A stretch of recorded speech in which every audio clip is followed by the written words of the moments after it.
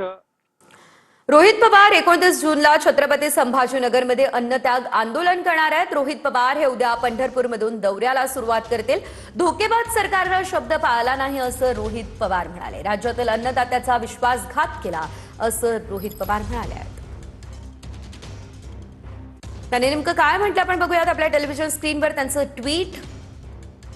सरसकट कर्जमाफीचा निर्णय घेण्याचा पंढरपूरमध्ये दिलेला शब्द धोकेबाज सरकारने पाळलेला नाही।